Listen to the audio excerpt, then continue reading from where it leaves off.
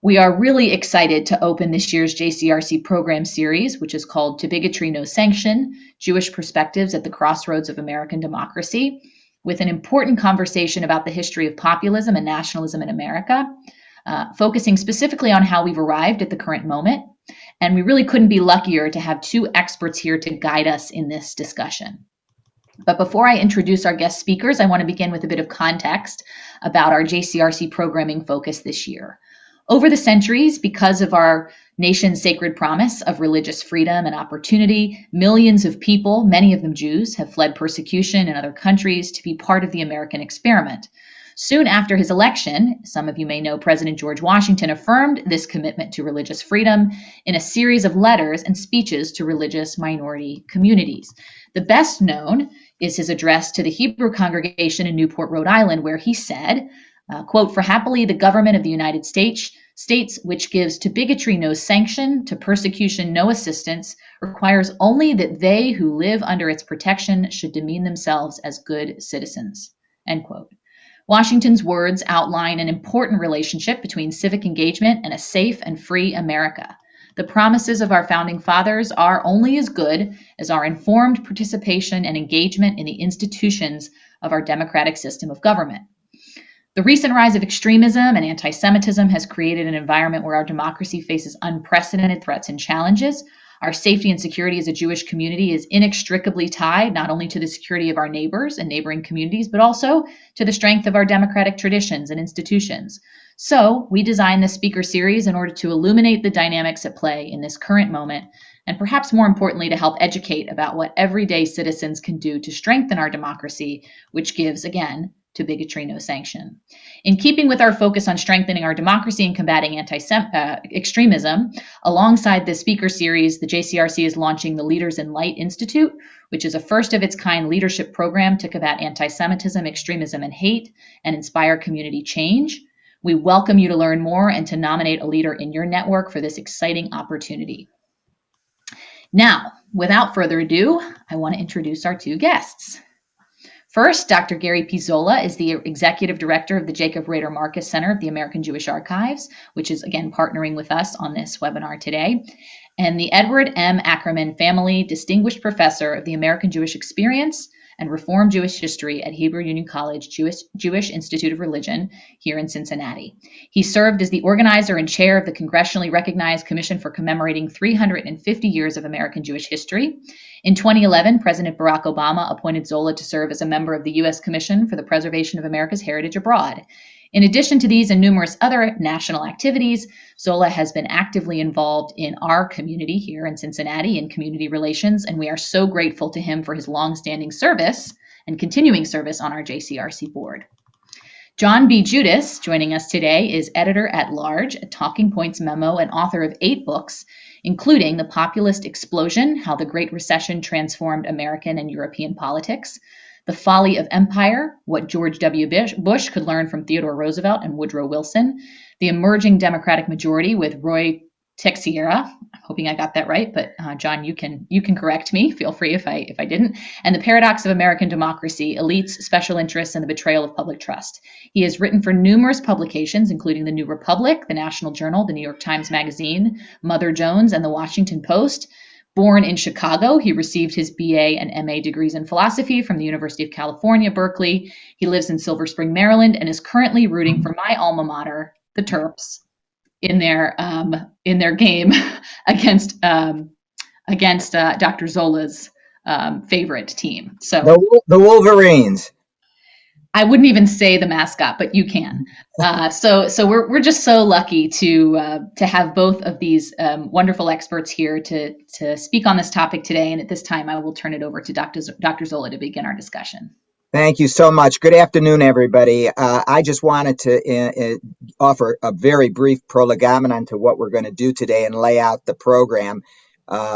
When we were thinking about this, and Jackie, thank you so much, and thanks to the JCRC for creating this series, which is going to be very interesting. I know the entire program as it goes forward. As Jackie pointed out, we want to try historically to gain some understanding of how it is we've gotten to where we are. And in my discussions with John Judis, who has really focused a great deal of his attention in the last 6, 7 years in his writing on big, important topics related to our government and to democracy, the topics of populism and of nationalism.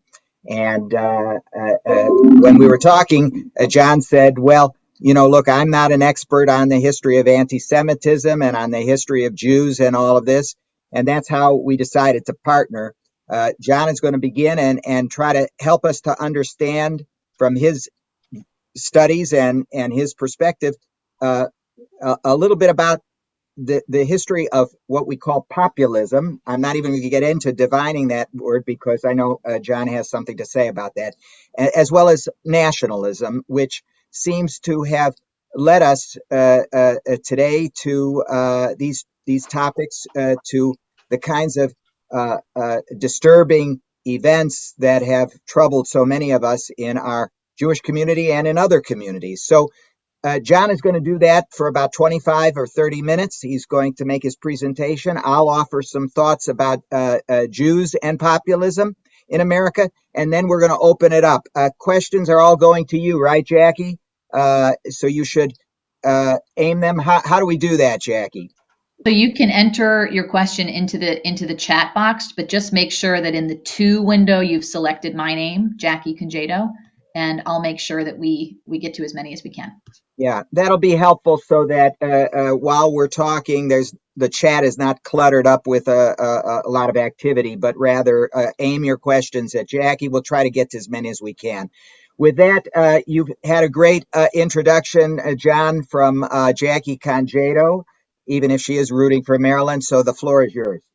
Okay. My wife went to Michigan, so there you go. Well, and we're Lancemen, everybody. John and I are both from the great city of Chicago. So it's nice to be there. It's fun, and it's too bad it's on Zoom. I wish I could be there to enjoy a lunch of crab and shrimps and lobster. It's an inside joke.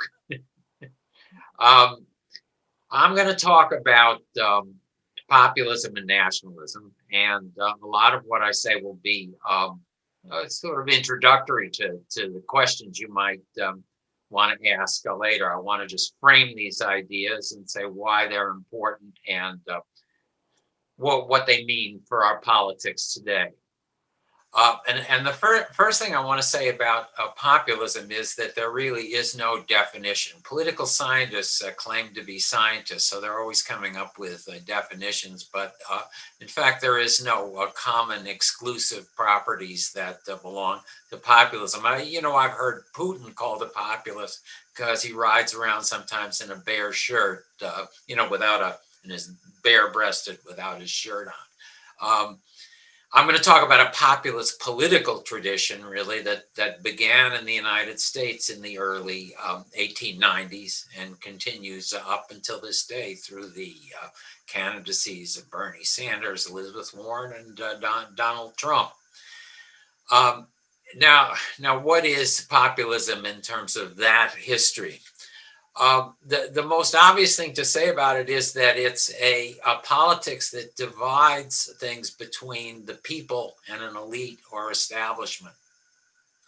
Now, the division itself isn't an ideology. It isn't anything specific. Sometimes the people are the middle class. Sometimes they're the poor. Sometimes the elite are Wall Street. Sometimes they're big government. It's rather a kind of grammar or logic into which you fit a politics. And populism comes in two different forms. If you look at its history in the United States, it began as a left-wing movement. The people versus the elite, and particularly the American populists were thinking about Wall Street, and they were thinking about both the Democrats and the Republicans who were in office at the time. Sanders attacking the billionaire class, Occupy Wall Street, the 99% against the 1%. So you have these two terms. It also comes in a right-wing version, particularly in Europe. now, but also in the United States. If you think of George Wallace, Pat Buchanan, and, most recently, Donald Trump. In the right-wing version, you get some basic similarity to the left, which is to say an attack against an elite or an establishment, and, a great similarity of issues. If you look at the 2016 campaigns of Sanders and Trump on trade, on multinational corporations, on the ability of American corporations just to get up and leave and go overseas and leave workers in the lurch, there were a lot of things that they had in common. People looking upwards, attacking elites. But with right-wing populists, you always get a third term, which is to say the idea that the elites or establishment are coddling another group. And the group can be Muslims, it can be Jews, it can be African Americans. In the case of Trump in 2015-16, it was primarily illegal immigrants and people from Mexico, the rapists and drug dealers who were coming across our border. And again, in Europe, immigrants, Muslims are very important. So with right-wing populism, you get this third side. If you want to be fancy about it, it's triadic, whereas left-wing populism is just, you get two sides.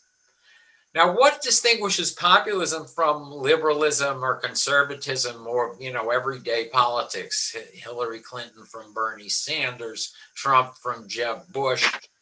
And it's mainly the kind of demands they make. And they make demands that the elite or establishment is not willing to grant, but that are not crazy. They're not, put colonies on the moon or something like that. But they're a $15 minimum wage rather than a $10 minimum wage. They're build a wall to keep out immigrants rather than to police the border with more people. They're demands that don't, in the context they made, admit of any kind of compromise. They're not consensus candidates. So populism, again, thrives on this kind of demarcation between people and the elite. We have had populists throughout our history, but they're like fireflies. They flicker and are gone. Why in certain times do we have populist candidates or movements that really have an impact? And I'd say that those are the times when a prevailing consensus that unites the leadership in Washington, in New York, major financial leaders, major political leaders, begins to break down. And when among a significant group of people, there's a dissatisfaction and a feeling that there has to be something else, there has to be another way.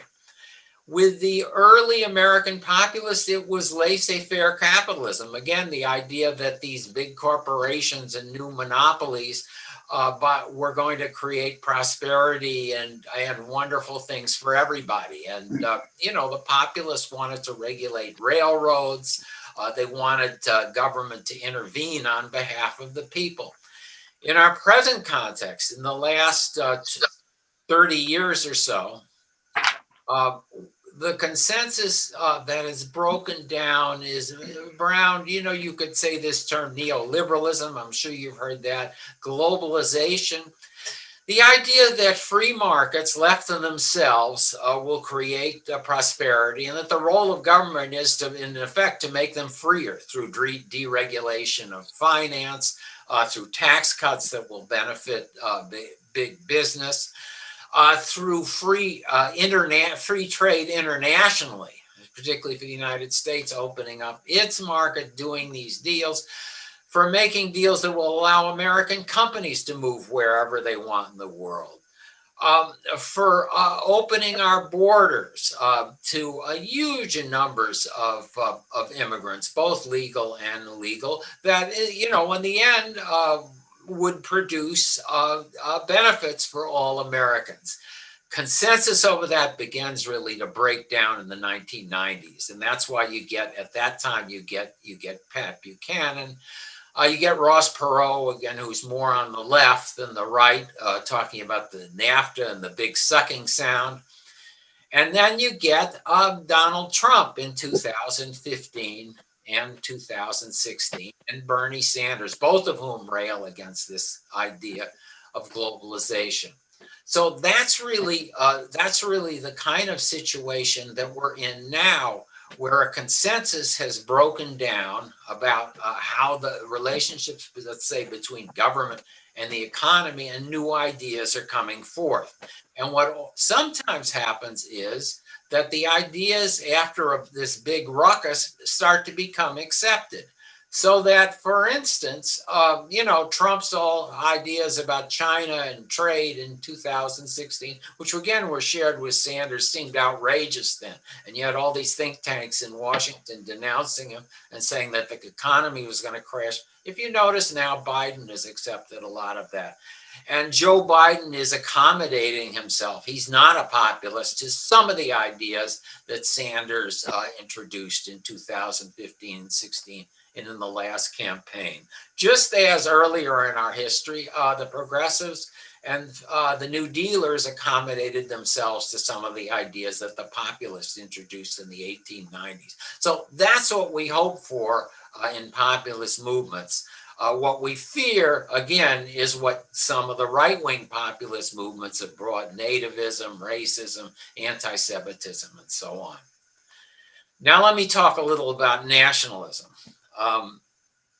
Very similar in the sense that there really is no scientific definition of the term. And what I'll talk about again is the way in which it makes sense to talk about nationalism in American and European history. The important thing to grasp about nationalism is that a sentiment of nationality, an idea that we are all part of one nation and that the nation has citizens, is absolutely essential to a functioning democracy. You can't have a successful democracy unless I accept the right of somebody that I never know, that I'll never know or meet, to determine through his or her vote who's going to be the president, and their vote should have the same weight as mine. Similarly, with an advanced welfare state, I have to be able to accept that my tax payments are going to go to benefit some person who's crippled in Tampa, Florida, again, whom I'll never meet, but who will receive benefits from the state through the taxes that I spend.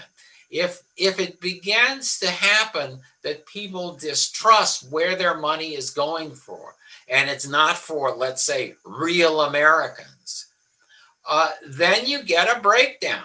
Or if you have a secession crisis, the kinds of things that have happened in Canada, Spain, the UK right now with Scotland, then you get a crisis of the democracy and the welfare state, where people start to doubt whether the state itself is functioning in their interests. So in this sense, a common sense of nationality is absolutely essential.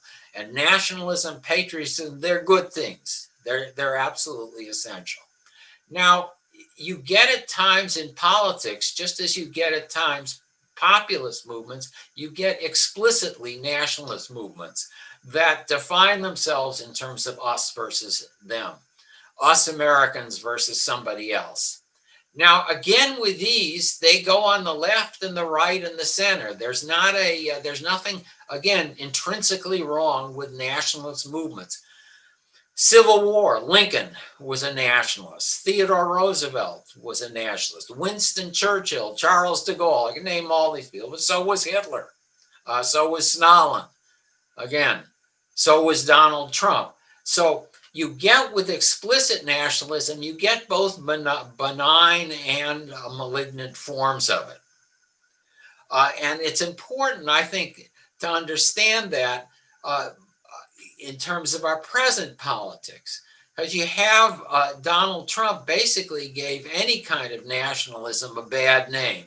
And some of my people on the left, I consider myself on the left, but there are a lot of people who just quake at the idea of talking about even of ourselves as Americans as having a common national interest.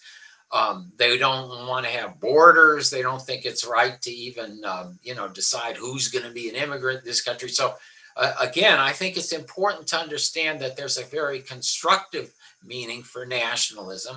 And I think to Biden's credit, Joe Biden's credit, he's done that. I mean, if you listen to his inaugural address and to his speeches after he became president, talking about the need for a, quote, United States of America. If you heard his speech last night, talking about how we have to unify ourselves and all get the vaccine, again, that's nationalism, and it's a benign form, and it's very positive. So again, I think what I want to leave you with is the idea that both nationalism and populism have constructive and destructive sides to them. Populism as a kind of early warning signal to us that a consensus is breaking down and we need a new politics. It can take, a very dark form, or it can take a very light form. So, again, I think that's a way to understand the conflicts we've had in our political system over the last 5, 10, 15, even 30 years. Nationalism as well. America first is preached by Trump, xenophobic, what have you. There's trouble, election fraud in all these black districts, racism, very bad. But nationalism, everybody should get a vaccine. We have to do this together because my welfare, my safety depends upon your being safe. Very good.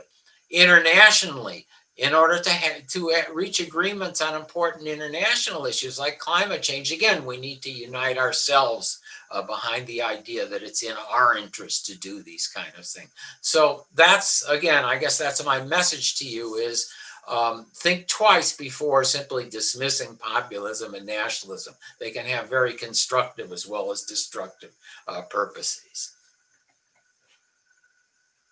Well, thank you. I want to just share a few thoughts with you now. Thank you. That was, really such a very helpful and, a clear presentation, John. I'm very grateful to you.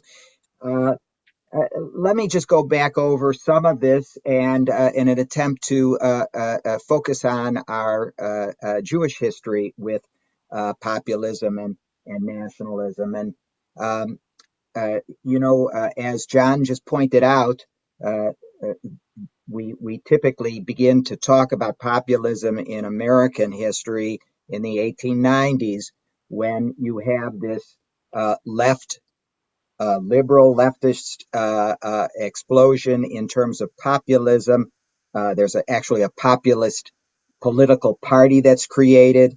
And as John pointed out, the beginning of it, this is very much rooted in the agrarian farmer alliance, who are rebelling against big money, the Gilded Age. This is in the 1890s. And believe it or not, of course, Jews are dragged into this debate.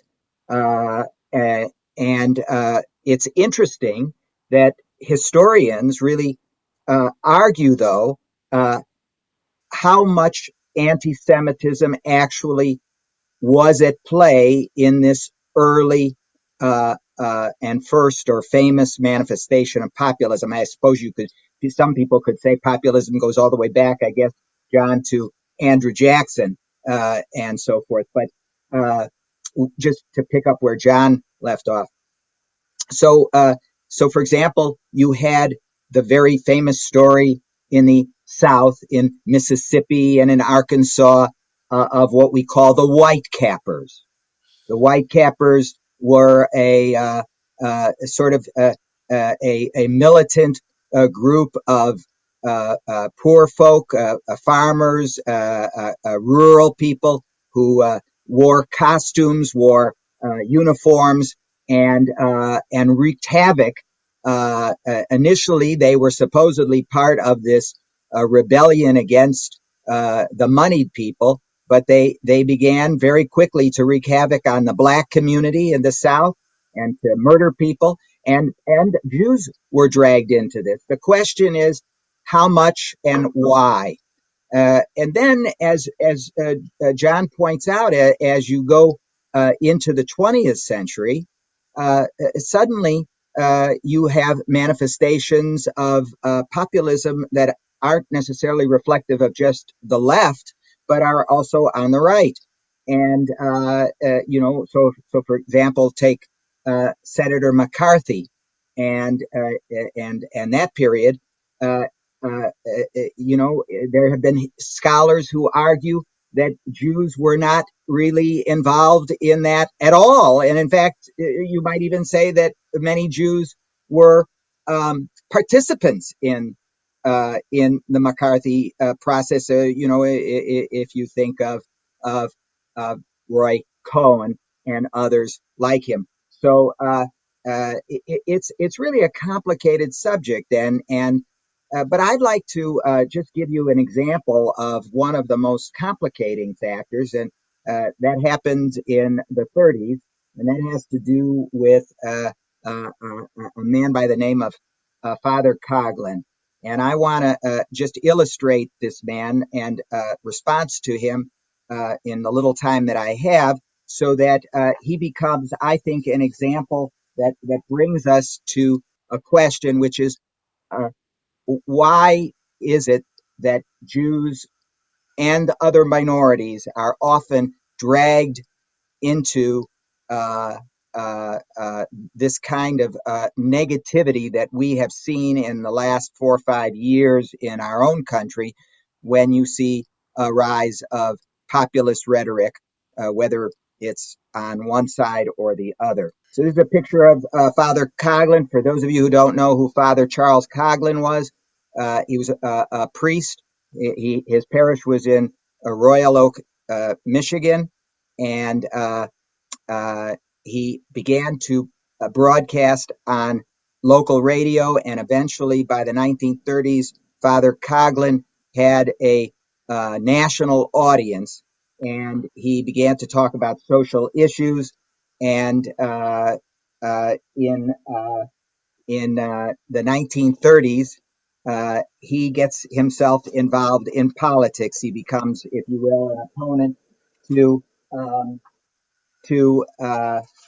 opponent to Franklin Roosevelt. And so he creates, and you'll hear him talk about it in just a second, he creates a body, an organization called the National Union for Social Justice, which is a political action group that will represent, he says, the interests of the average person in Washington, D.C. And he is motivated by a famous populist with whom he aligns himself, and that's a man by the name of Huey Long. Huey Long, though, is assassinated in 1935, and therefore Coughlin picks up and will ultimately create a party called the Unity Party. So I'm going to give you a chance to hear how he presented himself. I dared you and challenged you to organize so that the people, if not the president, would drive the money changers from the temple, and you did it. You appreciate the fact, my dear friends, that among other things in the National Union for Social Justice, we are Christian insofar as we believe in Christ's principle of love your neighbor as yourself, and with that principle, I challenge every Jew in this nation to tell me that he does not believe in it. I was very taken with when I read. I wish I could say that I had a chance to complete John's most recent publication, which you're going to hear more about. I've been able to. I just received it this week, and I've been able to read some of it. And as you heard, John says that there's really no one way to define populism, but I would just say that one part of populism, and I think John sort of illustrated this, is that whether you're talking about people on the left or people on the right, whatever form of populism, it does seem to touch upon often economic unfairness and distrust of some kind of authority. Uh, Shifting authority, as John pointed out. And so economic unfairness or the issues of economic inequity, as proclaimed by populism, sometimes seems to draw in the Jew as the enemy. And if you take the example I'm giving you of Father Coughlin, Father Coughlin would speak after creating this National Union for Social Justice. He would speak on his radio show frequently about international bankers and the international bankers and what they were doing. Of course, his listeners, many of them understood, both Jews and non-Jews, that that was a code word for the Jewish bankers. He could also be very, as you heard on the video, he could be very blatantly anti-Semitic. In other words, there's also a religious component to it in the Coughlin example. He even actually begins to publish his own version of the Protocols of the Elders of Zion. This very disastrous canard that's been is really made up story that has haunted Jewish people for almost 150 years now. So what I'm trying to say is that very often in the blame game that comes from populism, you find that Jews are dragged into it often through the financial angle. In other words, going back, let's say, to the populists of the 1890s, when in Mississippi and in Arkansas, there were Jews who owned properties, Jews who engaged African Americans to work on their property. These Jews became a target for these radicalized populists, if you will.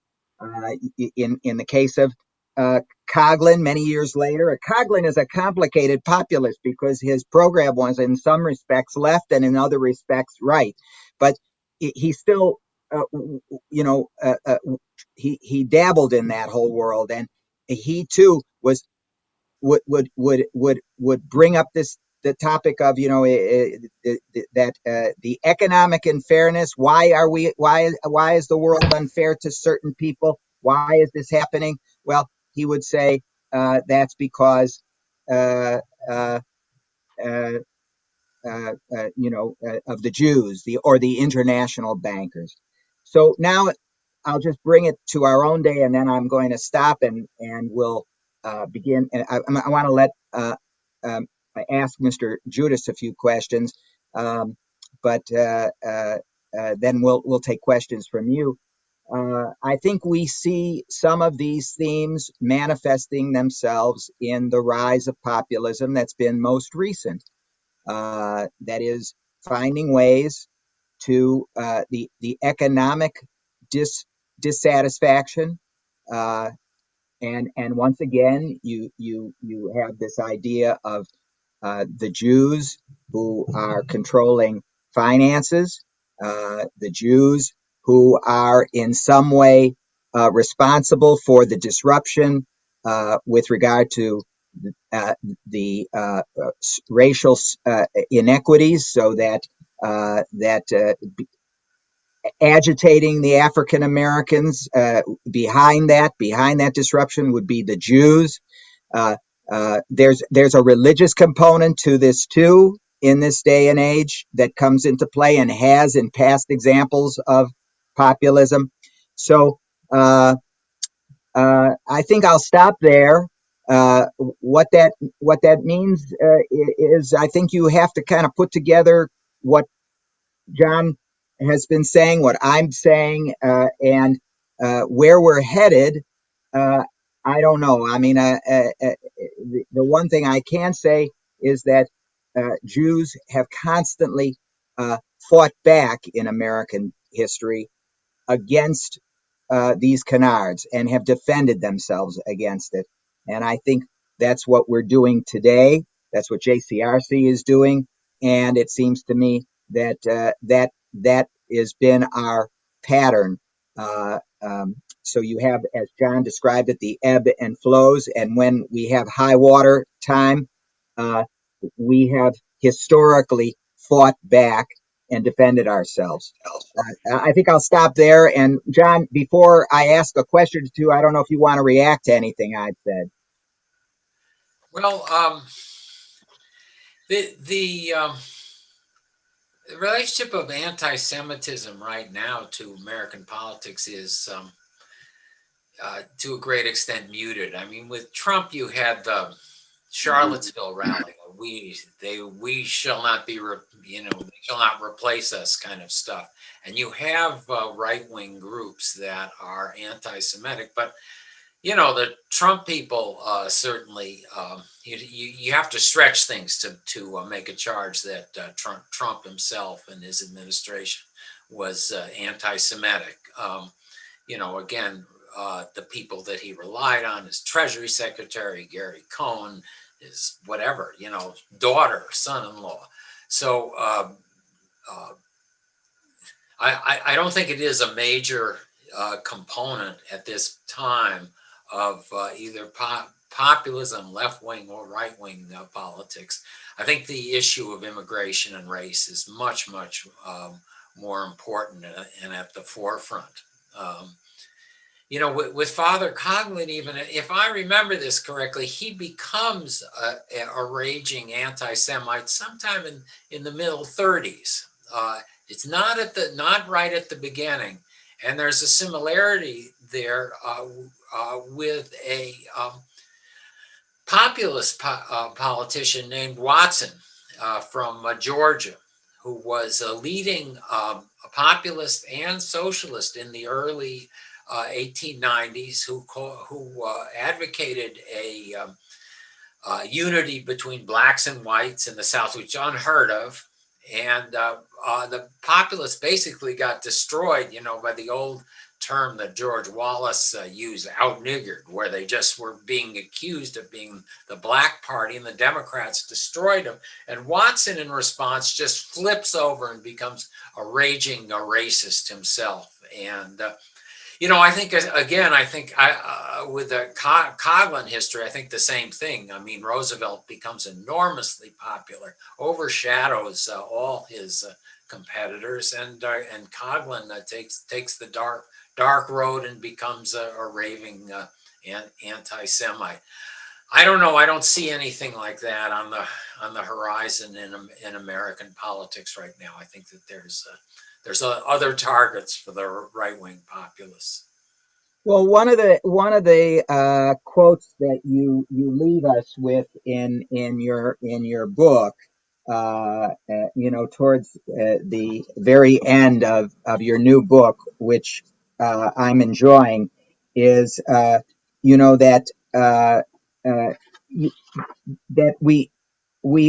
it's sort of, the question is, I think you wonder, what does this mean for our democracy?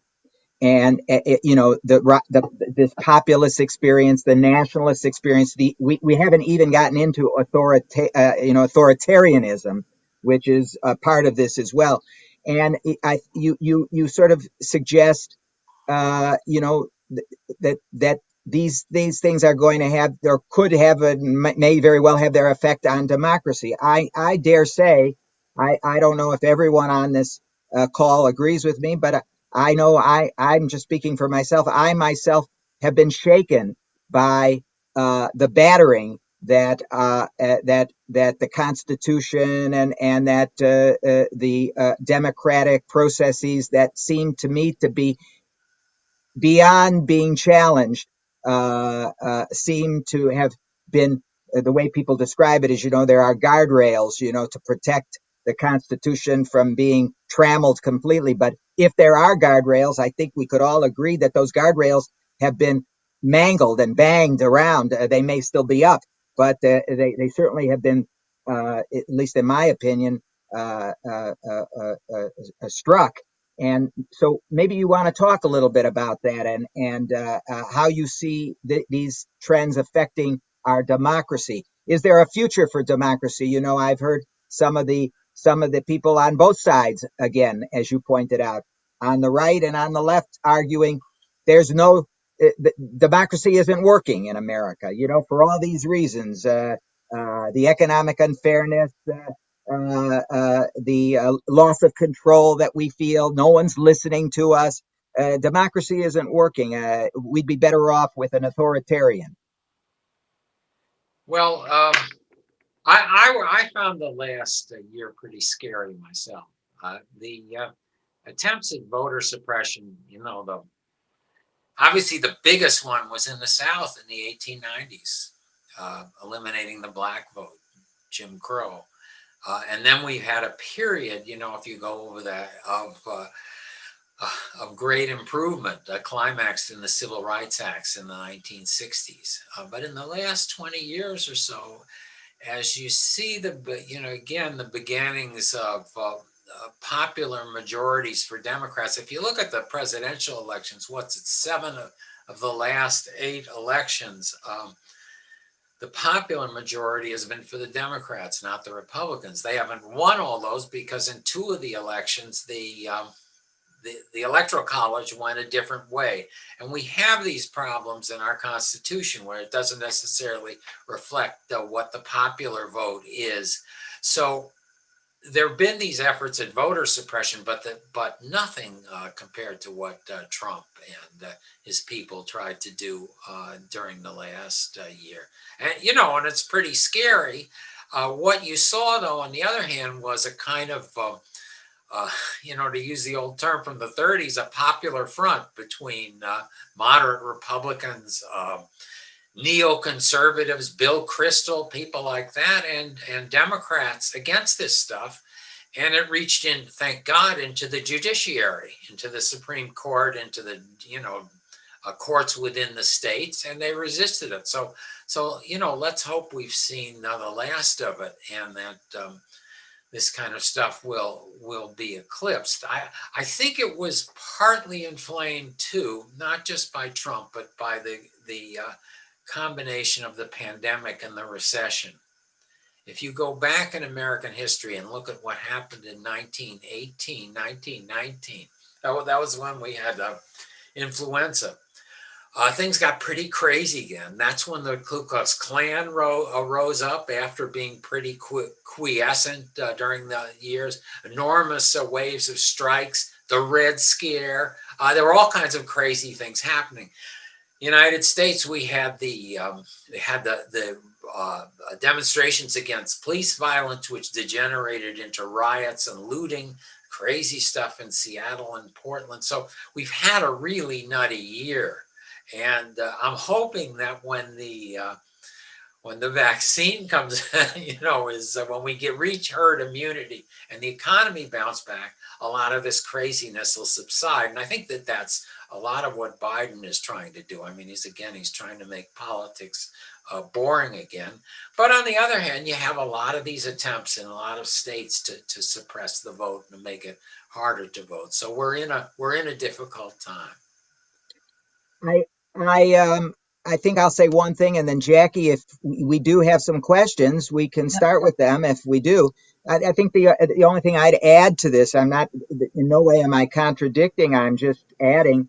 I think that we have had a particularly upsetting time as a Jewish community in America. I think some might say, well, Trump is not an anti-Semite, but I think we have plenty of evidence that there's been a rise in anti-Semitic rhetoric, and that the kinds of events that we've witnessed, the murders of people inside of a synagogue, which has not happened quite to the degree that we saw in Pittsburgh and in Poway, and many other examples, swastikas, and the actual, we can actually with metrics gauge this increase. There's good reason for the Jewish community to be on edge and to be disturbed. What I'm just leaving this group with one point, and that is our predecessors. And I don't have time today to go into it in chapter and verse, but our predecessors also experienced similar periods of terror and upset.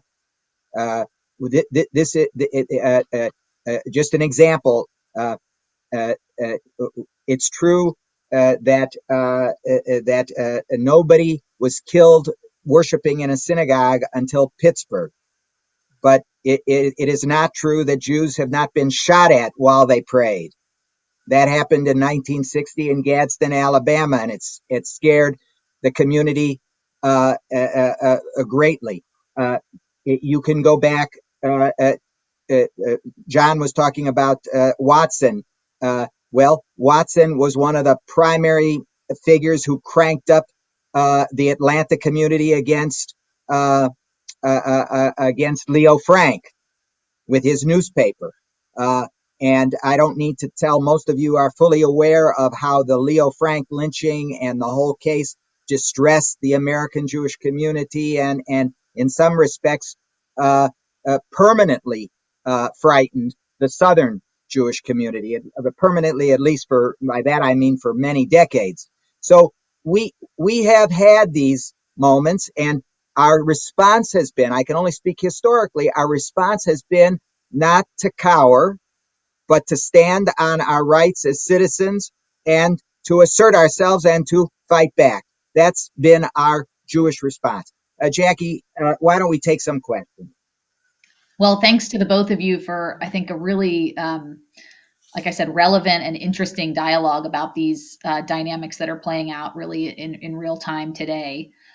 There are a couple of sort of themes to the question, so I'm going to sort of group them.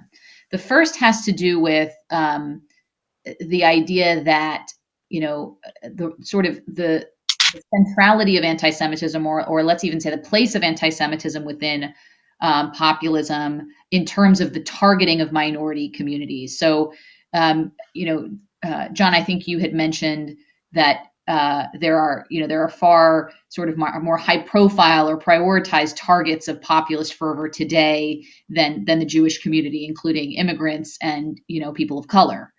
Can you share a little bit more?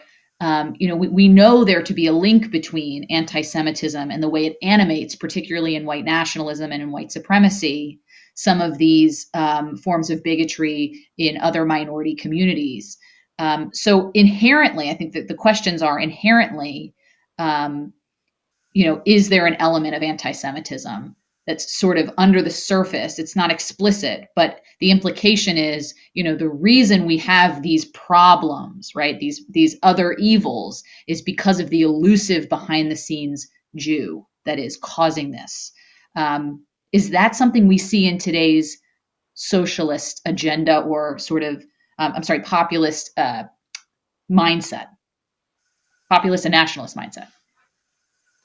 Well, again, it's something that some of the fringe alt-right groups and the people associated with shootings in Pittsburgh and the Charlottesville do think there is this continuing strain of protocols of Zion style anti-Semitism that's remained in the United States and in the West. I mean, you even saw some of it in the Labor Party, and I'm not supposed to talk about the U.S., but about outside the U.S., but let me just say, with Corbyn's Labor Party, and they're trying to uproot it. part of it, I think, is legitimate criticism of Israel, but you start getting into the Rothschilds when you hear that about the Rothschilds and international bankers. That's a sign that trouble is afoot. And the big deal that's made about George Soros, again, I think there's an element of anti-Semitism there. So yes, but not a major theme in American politics right now. Much more minor and subdued. And I don't see circumstances in which it would become major. Dr. Zola, I'm curious your thoughts about that. Any other context you'd want to add?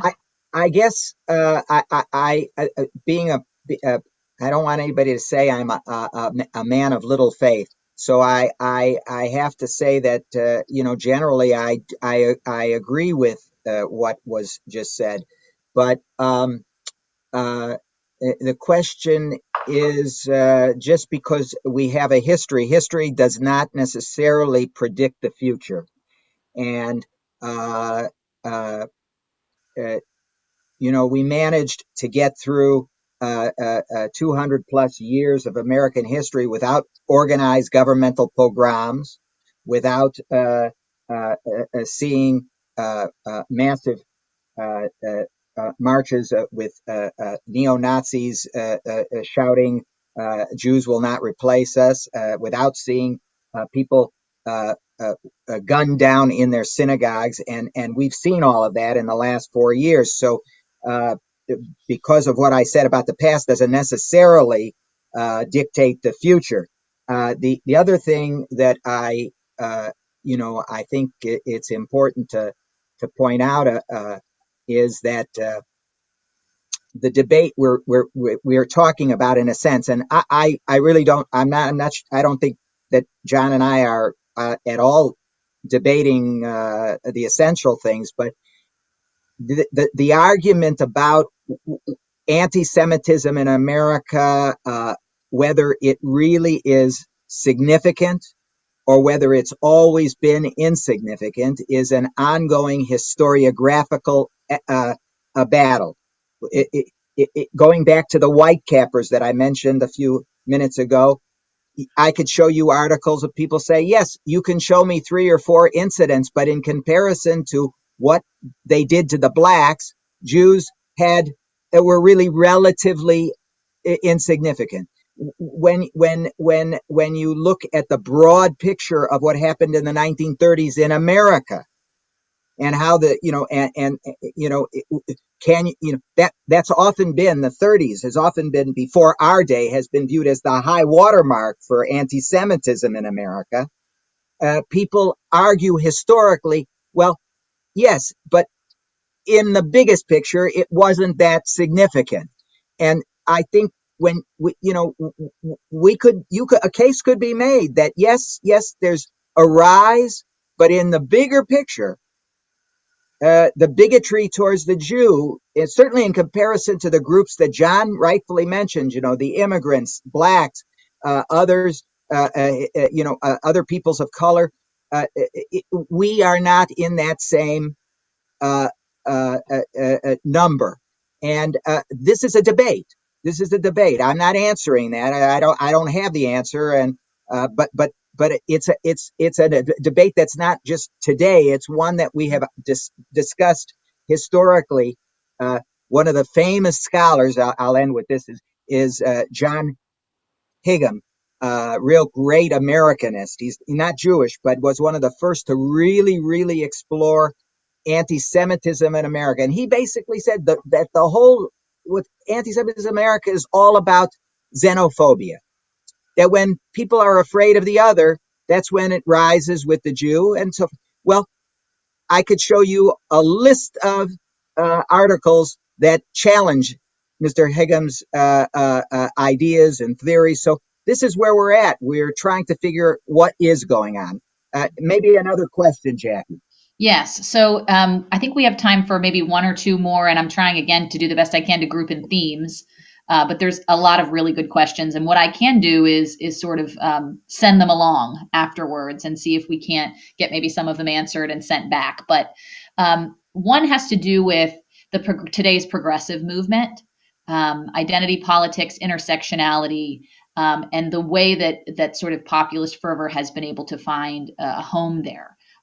Could you speak a little bit more to that, John? I'm wondering, do you see that as a modern populist movement, sort of today's progressive movement, and some of the factions, particularly within the progressive movement? Yes and no. It's if you look at the Sanders campaign in 2015 and 16, he really assiduously avoided trying to make sexual, racial, other kinds of divisions prominent above the class and economic issues. What's happening now, to some extent, not really, again, not in Washington, not in the Biden administration, but in college towns, large metropolitan areas dominated by college graduates, is a attempt really to define American politics and history in terms of a battle over white supremacy and racism. And I think it really distorts our history. I think it is one factor, but it is not the single dominating factor. So I don't know if that's that's a helpful way to answer the question. I mean, if you want to elaborate a little what people want to say, but I worry about I worry about you could call it the cultural left's emphasis on white supremacy being as divisive on our side as its counterpart on the Trump, right-wing side, which also want to divide Americans according to race. So I think we have to look at that common ground and try to find things that unify us rather than divide us. Well, I think that's a good place to leave it since we have 1 minute left. I will just share in closing, thanks to our speakers.